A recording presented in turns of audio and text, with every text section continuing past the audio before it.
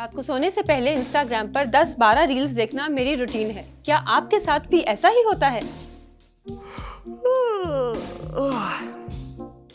Social media के बहुत ज़्यादा इस्तेमाल को डूम स्क्रॉलिंग कहते हैं और अब इस ट्रेंड को ख़त्म करने के लिए बहुत से कंटेंट क्रिएटर्स इस मैदान में आए हैं, जिन्हें एंटी डूम स्क्रॉलिंग इन्फ्लुएंसर्स कहा जाता है। ये कंटेंट बनाने वाले यूजर्स को याद दिलाते हैं कि वो सोशल मीडिया पर हद से ज़्यादा वक्त गुजार रहे हैं और इस लत से छुटकारा पाना उनके लिए बेहतर हो सकता है। ओलिविया याकोबोनस, जो सोशल मीडिया पर ओलिविया अनप्लग्ड के नाम से जानी जाती हैं, ऐसे ही क्रिएटर्स में शामिल हैं। वो रिसर्च का रेफरेंस देते हुए नाजरीन को एहसास दिलाती हैं कि वो कितनी देर से स्क्रॉल कर रहे हैं। उनका कहना है कि लोगों तक पैगाम पहुंचाने के लिए वहीं जाना पड़ता है जहां लोग मौजूद हों, यानी सोशल मीडिया प्लेटफॉर्म्स। माहिरीन का कहना है कि ज्यादातर लोगों को अपने असल स्क्रीन टाइम का अंदाजा ही नहीं होता। वो मशवरा देते हैं कि सोशल मीडिया के इस्तेमाल में कमी के लिए छोटी मगर फायदेमंद आदतें अपनानी चाहिए, जैसे कि गैर जरूरी नोटिफिकेशन बंद करना या फोन को सोने के कमरे से बाहर रखना। एंटी डूम स्क्रॉलिंग इन्फ्लुएंसर्स को इसी शऊर को बढ़ाने की ये कोशिश समझा जा रहा है।